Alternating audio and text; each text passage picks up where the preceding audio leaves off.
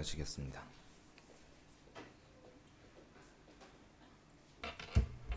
저는 기도하겠습니다. 참 좋으신 하나님 아버지, 정말로 감사를 드립니다. 지난 한 해도 우리를 평안하게 지켜주시고 이렇게 주일마다 모여 함께 하나님께 예배드리게 하시니 정말로 감사를 드립니다. 우리에게 이렇게 좋은 또 예배 장소를 허락해 주시고 또 여기서 평안히 모여 하나님을 예배하는 것이 얼마나 감사한지 모릅니다. 주님, 정말 주님 앞에 모일 때마다 하나님의 은혜를 헤아리게 도와주시고 정말 감사하는 마음을 하나님께 예배드릴 수 있도록 인도하여 주시옵소서. 이 시간 주의 말씀을 들을 때 성령께서 깨닫게 하시고 또 생명의 말씀으로 받게 도와주시고, 그래서 우리의 믿음이 더욱더 견고해지게 도와주시고 우리의 신앙도 더 새로워질 수 있도록 인도하여 주시옵소서. 감사하며 예수님의 이름으로 기도하옵나이다. 아멘. 허더슨 테일러는 19세기에 중국에 와서 복음을 전한 영국 선교사입니다. 그는 1853년에 21살의 나이에 중국에 오게 됩니다. 그는 평생 동안 중국에서 복음을 전하다가 1905년에 호남성 장사시에서 세상을 떠나게 됩니다. 그리고 그의 시신은 강소성 진강시로 옮겨 매장을 하게 됩니다. 허더슨 테일러는 그의 자서전에서 중국 선교를 떠날 때 그의 어머니와 이별하는 장면을 이렇게 기록하고 있습니다. 제 사랑하는 어머니는 배 침실에 들어와 침대를 정리해 주었다. 그리고 우리는 함께 마지막 찬양을 불렀다. 그리고 우리는 무릎을 꿇고 기도했고 어머니는 마지막으로 나를 위해서 기도해 주셨다. 어머니의 얼굴에는 눈물을 흘리지 않으려고 애쓰는 모습이 역력했다. 배가 출발할 시간이 되자 어머니는 배 밖으로 나가셨다. 배가 떠나자 부두에 선 어머니는 참았던 눈물을 터뜨리며 하염없이 손을 저으셨다. 어머니의 울음소리는 칼처럼 나의 마음에 파고들었다. 그때 나는 하나님이 세상을 이처럼 사랑하사 독생자를 주셨으니 라는 성경 구절의 의미를 더욱 깊이 깨닫게 되었다. 여러분, 그때는 지금과 다르지요. 지금이야 한 10시간 좀 넘게 비행기를 타면 어디든지 갈 수가 있지 않습니까? 그런데 그때는 영국에서 중국까지 오기 위해서는 3개월이나 4개월 배를 타고 와야 합니다. 그렇기 때문에 한번 갈라지면 평생 만나지 못할 수도 있었습니다. 그러니 21살 된 아들을 중국 선교사로 보내는 어머니의 마음이 얼마나 무거웠겠습니까? 허더슨 테일러는 아들을 중국 선교사로 보내면서 소리내어 우시는 어머니의 눈물 속에서 자신의 독생자를 내어주기까지 우리를 사랑한 하나님의 사랑을 더욱 깊이 깨닫게 되었다고 말한 것입니다. 저는 크리스마스 기간을 보내면서 가장 많이 생각했던 것이 하나님의 사랑입니다. 자신의 독생자를 이 땅에 보내는 하나님의 마음이 어떠했을까? 이 질문이 들더라고요. 자신의 독생자를 이 땅에 보내는 하나님의 마음이 어떠했을까? 하나님은 사람이 아니기 때문에 우리는 하나님의 마음이 이러했을 것이라고 단정해서는 말할 수가 없겠지요. 하지만 하나님은 아버지이십니다. 따라서 아버지의 마음과 그리고 감정을 가지고 있습니다. 그렇다면 자신의 독생자를 이 땅에 보내는 날 하나님의 마음이 어땠을까요? 한없이 아팠을 것이라고 추정하는 것은 무리가 아닐 것이라고 생각합니다. 독생자 예수 그리스도를 우리를 위해서 이 땅에 보내주신 하나님의 사랑은 고통과 아픔을 감내하는 사랑이었습니다. 그런데 오늘 본문은 어떠한 것도 우리를 하나님의 사랑에서 끊을 수 없다고 말합니다. 35절은 누가 우리를 그리스도의 사랑에서 끊으리요? 라고 질문을 하지요. 그리고 39절에서는 우리를 우리 주 그리스도 예수 안에 있는 하나님의 사랑에서 끊을 수 없으리라 라고 선언을 합니다. 하나님의 사랑이 어떠한 사랑이기에 어떠한 것도 우리를 하나님의 사랑에서 끊을 수 없다고 하는 것일까요? 오늘 본문은 하나님께서 우리를 위해서 행하신 일을 통해서 우리를 향한 하나님의 사랑이 어떠한 사랑인가를 말하고 있습니다. 우리 먼저 32절을 보도록 하겠습니다. 32절 제가 아주 좋아하는 구절인데 우리 한번 같이 읽도록 하겠습니다. 시작. 자기 아들을 아끼지 아니하시고 우리 모든 사람을 위하여 내어주신 이가 어찌 그 아들과 함께 모든 것을 우리에게 주시지 아니하겠느냐. 32절은 하나님의 사랑에 대해서 말하는데 자기 아들을 아끼지 아니하시고 우리 모든 사람을 위하여 내어주셨다고 말하고 있습니다. 정상적인 부모라면 자신의 자녀를 아끼지 않는 사람이 없겠지요. 저는 우리 교회 젊은 그 엄마 아빠들 애들 데리고 교회 오지 않습니까? 뭐 자식을 보는 눈길을 보면요, 뭐 달라요. 예, 뭐 우리 나이쯤 되면 좀 무덤덤한데, 뭐 그래도 참 아들을 보면 좀 이렇게 좀 손으로 다듬어 주기도 쉽고 그러지 않습니까? 정상적인 부모라면 자신의 자식을 아끼지 않는 사람이 없습니다. 우리는 우리의 자식을 무엇보다도 더 아끼지요. 우리는 우리의 자식을 우리의 생명보다도 더 아낍니다. 우리 자신의 모든 것을 자식에게 주어도 아깝지가 않습니다. 오히려 잘 해주지 못해서 미안하고 안타까울 뿐이지요. 그런데 하나님과 예수님의 관계는 어떤 관계예요? 부자 관계입니다. 그런데 하나님께서는 자기의 아들을 아끼지 아니하시고 우리를 위해서 내주셨다고 말합니다.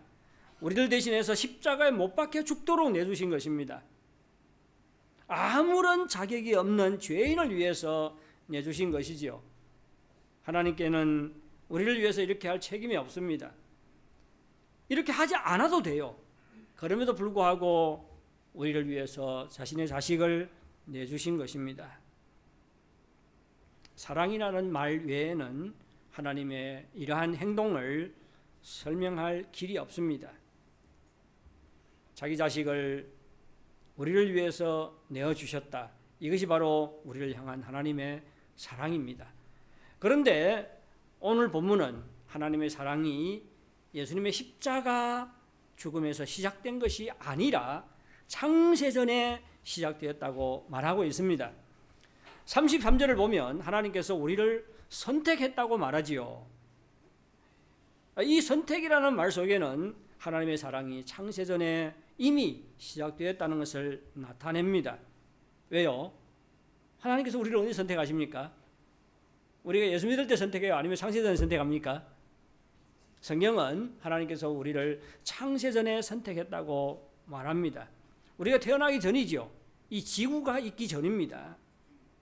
따라서 하나님께서 우리를 선택하신 것은 우리에게 어떤 조건이나 자격이 있어서가 아니라 뭐 때문에 우리를 선택해요? 우리를 선택한 그 동기는 순전히 하나님의 사랑 때문입니다. 따라서 하나님께서 창세전에 우리를 선택했다는 것은 하나님의 사랑이 창세전에 이미 시작이 되었다는 것을 말해주는 것입니다. 창세전에 시작된 하나님의 사랑은 때가 되어서 자신의 독생자 예수 그리스도를 우리를 위해서 내어주시는 것으로 나타났습니다. 그리고 예수님의 십자가 죽음과 부활에서 절정에 달하지요. 절정에 달합니다. 예수님의 십자가 죽음과 부활을 통해서 우리 대신 심판과 저주를 받아서 또 우리를 어렵게 하는 것으로 하나님의 사랑이 나타났습니다. 뿐만 아니라 예수 그리스도는 오늘도 하나님의 우편에서 우리를 위해서 간구하신다고 합니다. 33절, 34절 우리 교독하겠습니다. 누가 능히 하나님께서 택하신 자들을 고발하리요? 어렵다 하신 이는 하나님이시니 누가 정죄하리요? 죽으실 뿐만 아니라 다시 살아나신 이는 그리스도 예수시니 그는 하나님의 우편에 계신 자요 우리를 위해서 간구하시는 자신이라. 우리는 이 두 구절에서 하나님께서 자신의 독생자를 보냈을 뿐만 아니라 우리를 위해서 어떤 일을 하고 계시는지를 우리가 알 수가 하셨는지 그리고 하고 계시는지를 알 수가 있습니다.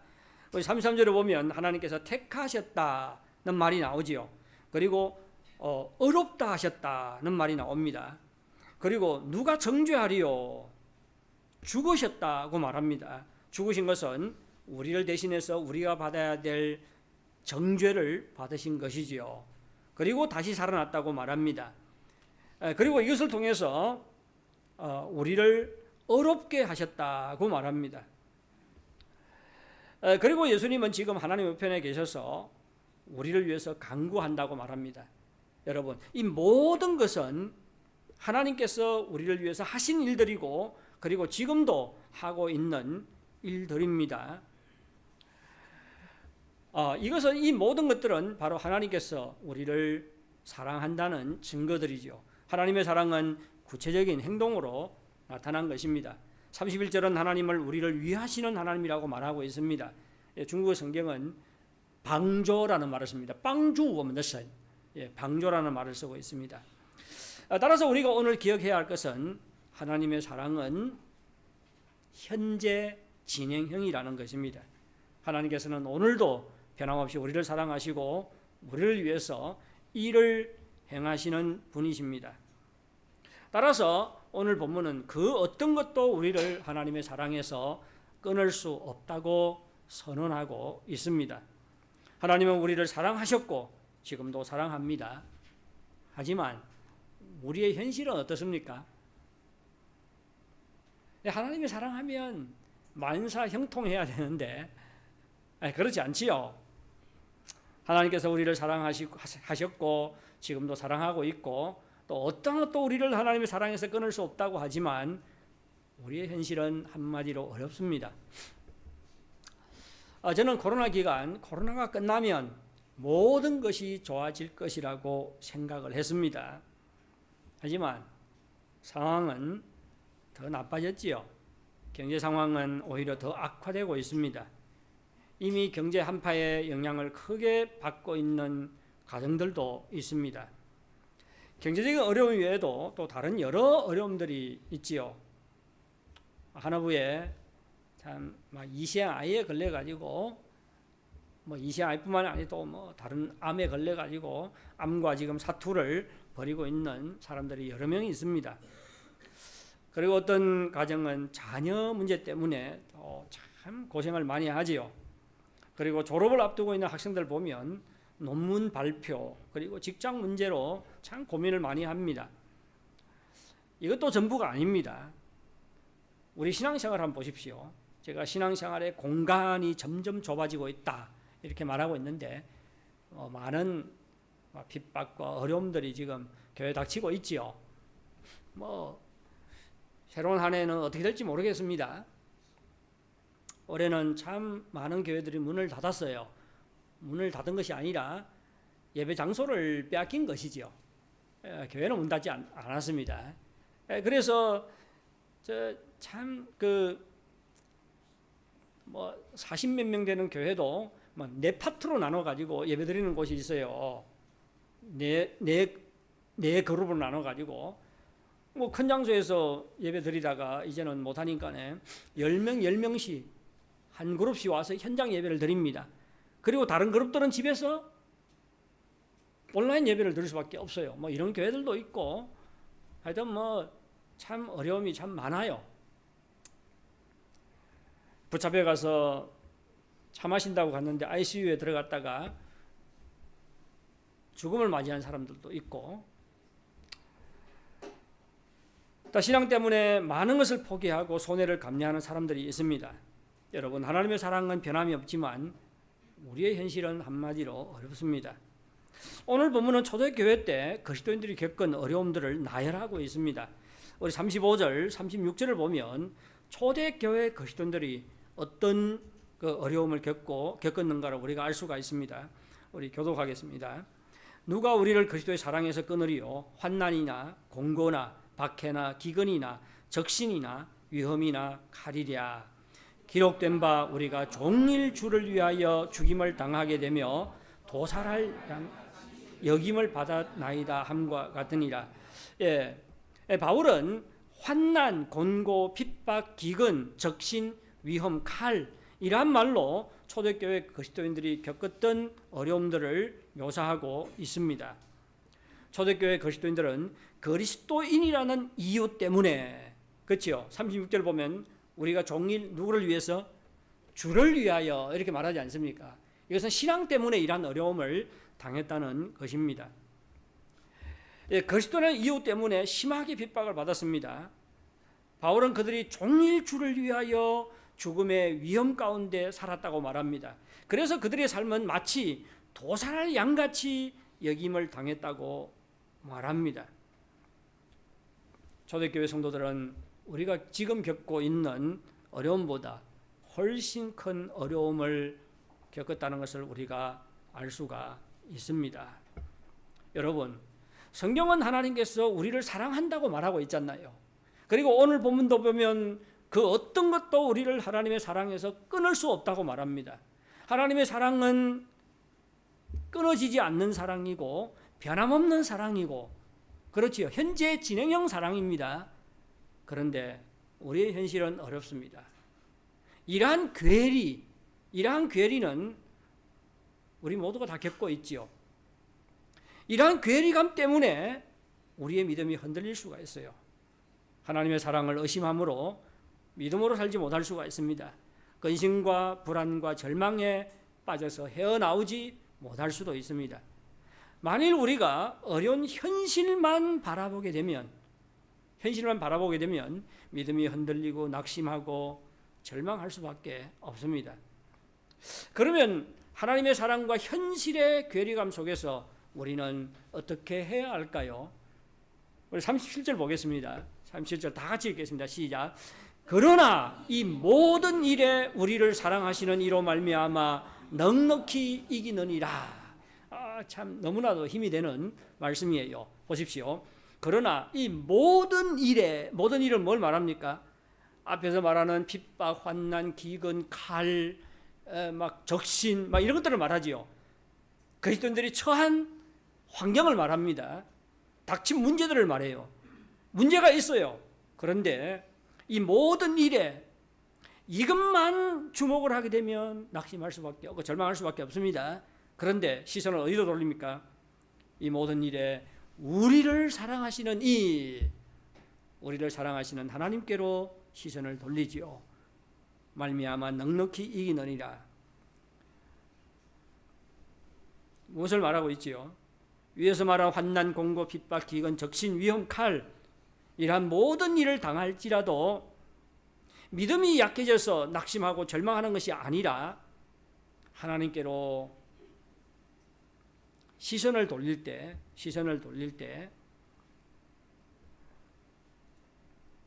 우리가 넉넉히 하나님의 사랑으로 말미암아 넉넉히 이기는 삶을 살 수 있다고 합니다. 근데 그러면 넉넉히 이기는 삶이 무엇이지요?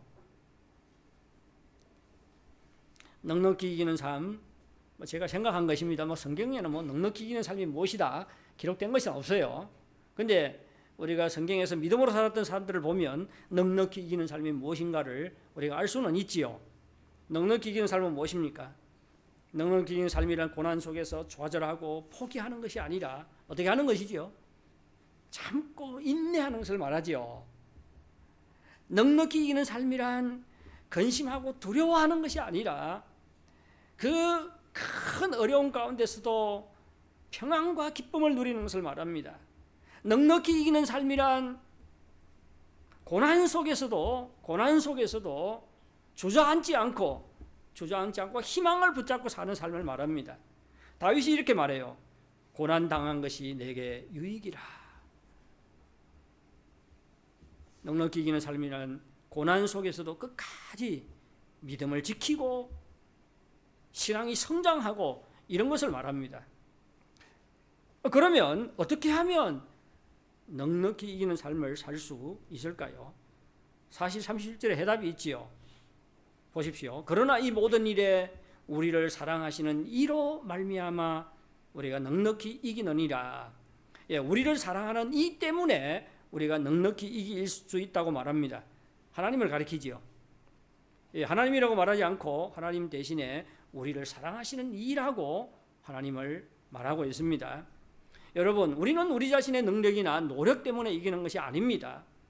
우리는 우리를 사랑하시는 하나님 때문에 넉넉히 이길 수가 있습니다.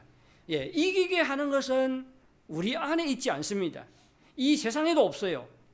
우리를 이기게 하시는 분은 하나님 한 분밖에 없습니다.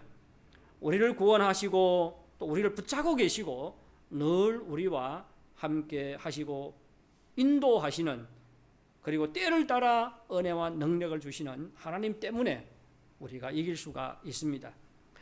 그런데 37절은 하나님을 하나님이라고 말하지 않고 우리를 사랑하신 이라고 말하고 있지요. 우리는 여기서 어떻게 해야 넉넉히 이기는 삶을 살 수 있는지를 알 수가 있습니다. 우선 우리를 향한 우리를 사랑하시는 이 그러잖아요. 다른 것을 강조하지 않고 하나님의 사랑에 대해서 말하지요. 그렇다면 우리가 정말로 고난 속에서도 넉넉히 이기는 삶을 살기 위해서는 우리를 향한 하나님의 사랑이 어떠한 사랑인가를 우리가 알아야 합니다. 깨달아야 합니다. 우리가 하나님을 의지해 넉넉히 이기는 삶을 살기 위해서 우선적으로 우리는 하나님의 사랑이 어떠한 사랑인가를 알아야 합니다. 우리가 하나님의 사랑의 크기와 넓이와 깊이와 높이, 그리고 하나님의 사랑이 얼마나 풍성한가를 우리가 깨달을 때 어떠한 상황에 처해도 끝까지 하나님을 의지하게 됩니다. 아이가 어려움을 당하면 누구를 생각해요? 누가 달려갑니까? 옆집 아저씨한테 달려가요. 아이가 어려움을 당하면 누구를 찾아갑니까? 형하고 싸우다가 좀 지고 그러면 누구를 찾아가요?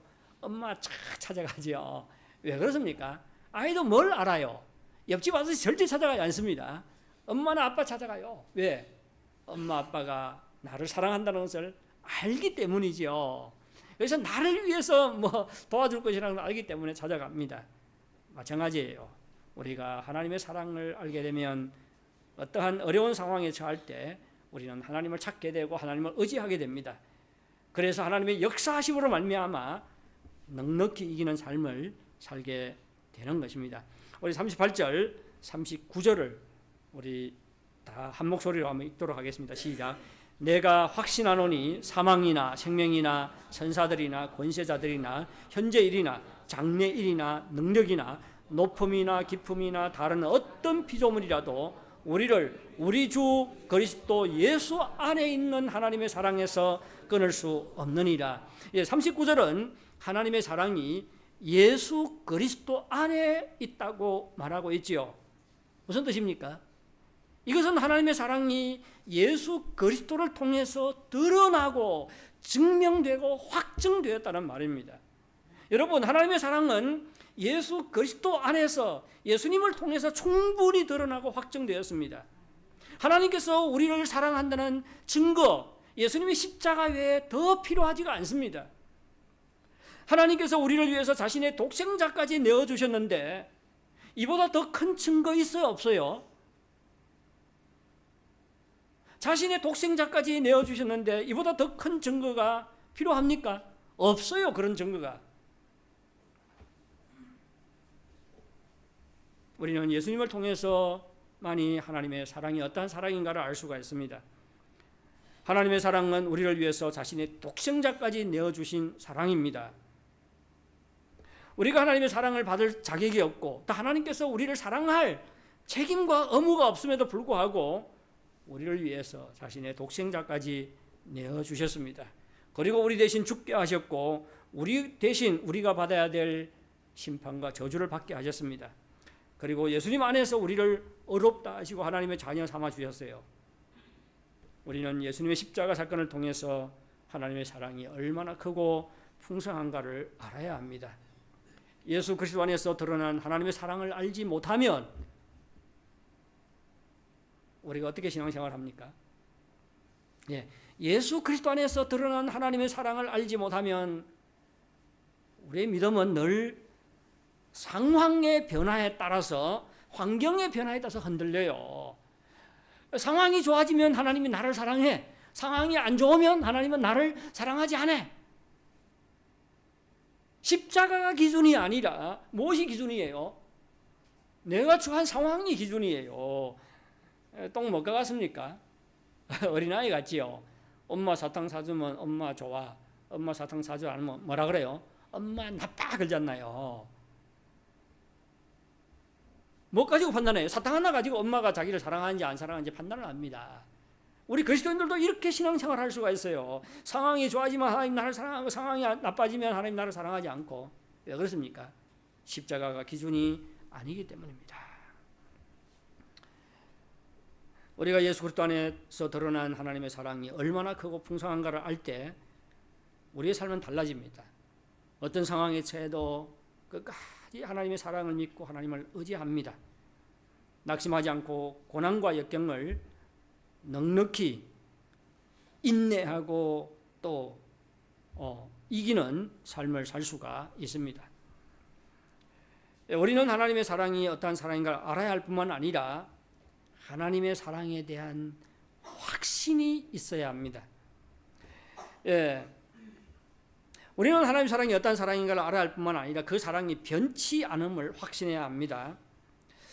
보세요. 하나님의 사랑에 대한 지식이 있지요. 지식은 하나님의 사랑에 대한 확신으로 바뀌어야 합니다. 지식만 있고 확신이 없으면 그것은 참 지식이 아니지요. 그리고 고통과 환난이 닥칠 때 하나님을 의지하지 않습니다. 하나님의 사랑에 대한 확신이 없으면 늘 신앙이 흔들려요. 기도를 하지만 근심과 불안 속에서 살아갑니다. 우리가 하나님의 변치 않는 사랑에 대한 확신이 있을 때 우리는 어떠한 상황에 처해도 끝까지 하나님을 의지할 수가 있습니다. 사도 바울은 37절에서 하나님을 어떻게 말해요? 우리를 사랑하시는 이로 말미암아 우리를 사랑하신 이라고 말합니다. 그 다음에 38절을 보십시오. 뭐라고 말합니까? 내가 어떻다? 확신하노니 그러지요. 내가 확신하노니. 이 말은 우리가 하나님의 사랑에 대해서 확신해야 함을 말하지요. 그러면 바울이 확신했던 것은 무엇입니까?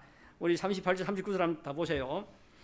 내가 확신하노니 뭐 사망이나 생명이나 39절 높음이나 기쁨이나 다른 어떤 피조물이라도 어떠한 존재도 어떠한 사건도 어떠한 일도 어떠한 물건도 확신하는 것은 무엇입니까? 우리 주 예수 그리스도 안에 있는 하나님의 사랑에서 끊을 수 없으리라. 뭘 확신하고 있습니까? 끊을 수 없는 하나님의 사랑, 변치 않는 하나님의 사랑을 확신하고 있습니다. 환경이 바뀌어도 우리를 향한 하나님의 사랑은 변치 않는다는 것입니다. 사도 바울이 확신하는 것은 어떤 일, 어떤 피조물, 어떤 세력도 우리를 하나님의 사랑에서 끊을 수 없다는 것입니다. 우리 삶에는 우리로 하여금 하나님의 사랑을 의심하고 믿지 못하게 하는 것들이 너무 많습니다. 세상을 보십시오. 세상은 우리로 하여금 끊임없이 하나님의 사랑을 의심하게 합니다. 그렇죠? 세상은 하나님이 없다고 말합니다. 그리고 우리로 하여금 우리 자신을 의지해야 된다고 말해요. 뭐 하나님은 뭐 하나님, 그래도 우리의 주먹, 우리의 지혜, 우리의 노력을 의지해야 되지. 세상이 우리로 하여금 하나님의 사랑을 의심하게 해요. 악한 사탄 마귀도 끊임없이 우리로 하여금 하나님의 사랑을 의심하게 하지요. 특히 우리가 어려움이나 고통스러운 일을 당할 때 마귀가 어떤 일을 합니까? 우리의 마음에 속삭이지요. 하나님 너 사랑하지 않아. 하나님 너를 도와주지 않아. 하나님은 너를 버렸어. 사탄 마귀가 틈을 타서 우리로 하여금 하나님의 사랑을 의심하게 합니다.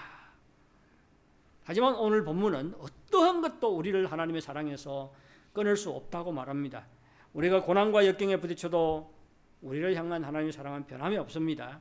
우리가 신앙 때문에 핍박을 당해도 하나님께서는 변함없이 우리를 사랑하십니다. 고난 가운데서도 우리를 위해서 놀라운 일을 행하십니다.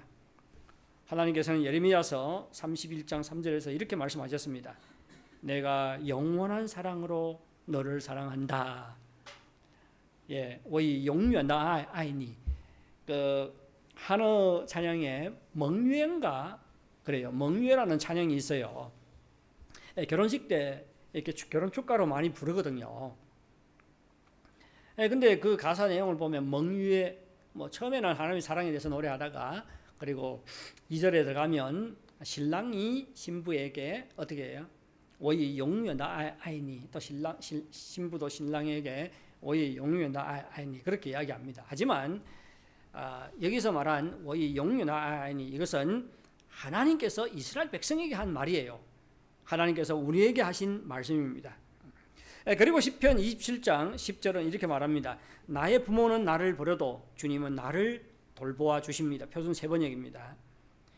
부모가 나를 버릴지라도 우리 주님은 결코 나를 버리지 않고 나를 돌보아 주신다고 말합니다.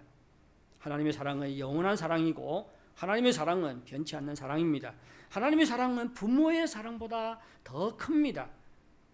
우리가 하나님의 사랑 얼마나 클까요?